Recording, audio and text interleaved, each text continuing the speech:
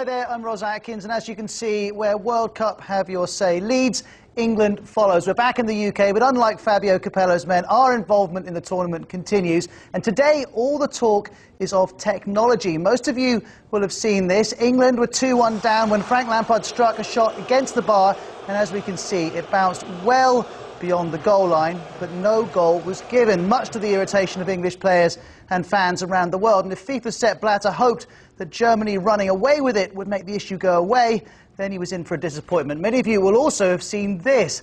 At Soccer City, Mexico had started really brightly before succumbing to Argentina's advances. Tevez looked so far offside, I thought he was using that old playground tactic of goal hanging. Anyway, either way, the goal stood and the situation was made worse by the big screen operator in Soccer City accidentally rerunning the goal for all the players and the crowd to see. As you can imagine, the Mexicans weren't too impressed. All of which brings us back to technology. Most other sports use it, so is football woefully out of touch or admirably committed to making sure that we're all playing the same game, whether it's at your local park or in the World Cup final? We're very much live here on BBC World News, and you're welcome to join in. Here's how.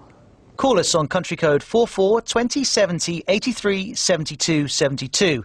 You can text us from your mobile phone on country code 44 7786 20 60 80, or you can email us at worldhaveyoursay@bbc.com, or add a comment on the blog at worldhaveyoursay.com. And if that weren't enough options for you, we're also available on Twitter and on Facebook. Get all the details at worldhaveyoursay.com. Keeping me company here in the studio over the next half an hour is James Ankobia, a Ghana fan. Nice tie, James. Thank you very much. You must be very excited. Black Stars through the quarters. They look good against the States. Definitely very excited. They've exceeded all our expectations, and we're just buzzing right now. Every Ghanaian fan is buzzing right now. And you started scoring goals, which was something you weren't really doing up to that point. We can score goals in open play, so we're all excited, all optimistic. Great to have you on the programme. Let's bring in three other guests. We have Desiree Ellis. She's a former South African women's football fan. She's in Cape Town. Bafa Kotto's directed the fabulous Football Fables. That's a great documentary about Ghanaian football. He's live with us from Newcastle. And last but not least, for the moment, Jesus Diaz from the website gizmodo.com. And Jesus, let me start with you. I've got an email here from Kim, who's posted at trion.com, saying, football's the most popular game in the world. Why change it? What would you say to her? Well, it's not a matter about changing it. It's a matter of making it fair in the professional competitions, in the European leagues, in the World Cup. There's a lot of millions of dollars at stake, and I think the FIFA and all the organizations should take care of that. Desiree, what do you think about this? I agree, because it's not just millions of dollars at stake, but I mean, this is the World Cup. We've seen teams getting relegated. We've seen teams winning leagues, and I think, you know, not for each and every decision, but something's got to happen, something's got to change.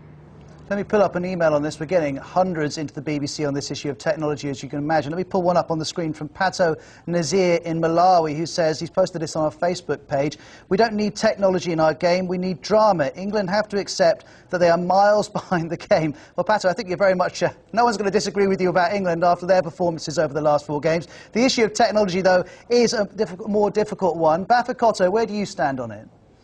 I mean, it's all about credibility, you know. It's not about whether people play the same game at the playground as they do in the stadium. The World Cup is the pinnacle of our sport. It's like the Formula One or couture modeling. You know, that's the arena where this sort of thing should be tried and tested and should be brought in. Because it makes a mockery when 2 billion people see it at home and it's clearly a mistake. I just don't get the reasoning behind people like Sepp Blatter. And I saw John Motson, national treasure, I love him to bits, but he was saying he didn't agree with technology either. I don't get the reasoning behind it. John Motson's a very, very well-known BBC Sports commentator. But Bav, for everyone watching who's thinking, no, I don't agree with this, or I don't understand how it's going to work, set out, briefly if you would, your vision. What technology do you want introduced? How does it work? And which issues will it apply to? It's very simple. The template for this is already being rolled out in sports like cricket, rugby, tennis, and you've got the Hawkeye system. You don't have to have a camera even. You can just have some sort of sonic technology that sees whether the entire ball has crossed the line, which is the letter of the law. If people are worried about the pace of the game it's a non-issue. You know, basketball in America, American sports have the timeout concept. You have a set amount of chances to stop the game. In tennis now as well, you got a set amount of appeals, and you can choose to use those appeals wisely. If each side has 3 appeals per match, they're not going to be stopping the game willy-nilly. Put the onus on the player. This is one of the interesting discussions we've had on BBC World Service Radio a couple of hours ago. Do you put the onus on the players to call when you introduce technology, or do you leave that to the refs? James, what do you think about this? It's the managers. I think it should be the manager's decision, but I'm not 100% on having this appeal system for stuff like offside. I'm with the goal line technology 100%, because that's absolute. If the ball's crossed the line, it's crossed the line. If it hasn't, it hasn't. And I think that can happen in a matter of seconds.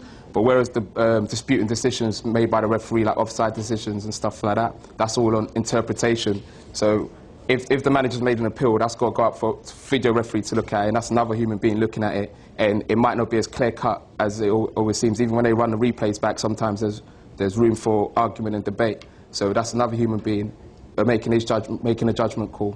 But Desiree, you've played football to the highest standard in South Africa, but a lot of our community who go to World Have Your Say on Facebook in Africa are saying, hold on, we're not going to be able to afford this even at league level. So what exactly are you suggesting? That you only have technology for the rich European club sides and for international football? Who has it and who doesn't? I think at local club level it might be a bit difficult, but when you play professional football, then I think to a certain extent that should be done. We've seen it, like I said, it's been done in cricket, it's been done in rugby, it's been done in tennis, and it's all been modified to suit the sport.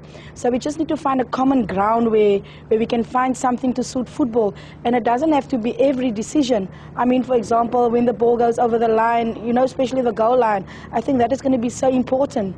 We saw a few years ago when Man United played Tottenham Hotspur, where the goalkeeper took it out from way behind, and that actually cost Tottenham Hotspur, and I'm sure that, in a way, helped United to win the league. But I believe that we need to find a common ground of how we're going to be able to do this, because yes, England might have lost 4-1, but I think that was the turning point, with them just having scored their first goal being 2-0 down, and then just getting the second just before half-time. If I was the opponents, I would have been completely deflated. Eventually they went on to lose 4-1 because they were always chasing the game. A couple more emails here. Kevin in Cameroon says, let the Black Stars keep going. The gods of African football are with them. That certainly looks that way at the moment. And here's another point from Arundam in India, who says, technology should be used as much as possible. Cricket and tennis have not lost their charm due to the use of technology. Jesus, do you think that we could maintain the things that we love about football if you introduce technology?